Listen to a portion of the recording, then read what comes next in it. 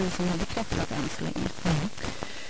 Anhöriga till kriminella har ju utsatts tidigare. Det har vi ju rapporterat att pappa i södra Stockholm till exempel i våras. Så vi lyfter blicken lite grann. Har det här blivit normalt i den kriminella världen med den här typen av då, om vi utgår från det att det skulle vara en hämndaktion?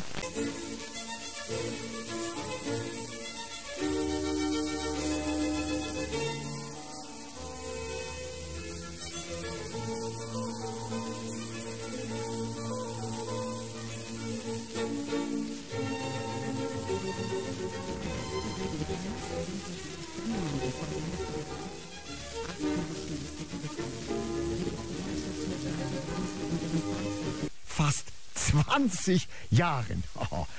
12 Songs sind drauf und bei 2 davon ist noch der verstorbene Drummer Charlie Watts zu hören. Bis zum 20. Oktober müssen wir uns aber noch gedulden, dann können wir kaufen, aber die erste Single, die gibt's schon vorab.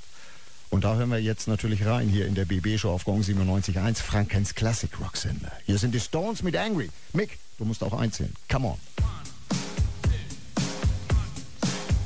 Dankjewel. Vanavond Offside en vandaag Inside. Dus het is een gezellig avondje. Inside, alles Inside. Ja, een gezellig dagje wel een mooie dag en succes vanavond. Ja, tot later.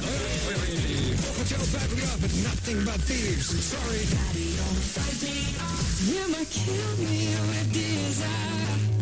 Ja, det skal jo sige, at det her show, der har han jo klippet sådan nogle af de bedste bidder ud fra forskellige shows, hvor han står og laver det her rent impro crowdwork, ikke? Ja. Fordi der er selvfølgelig også nogle ting, der falder til jorden, hvor han ikke lige har en joke på det, men det her, det er jo mesterligt, altså han siger det der, han studerer idræt, ikke? Physical education, ikke? Og så får han det lige vendt til at lave en pædofili-joke der, ikke? Det er meget elegant. Det er meget elegant.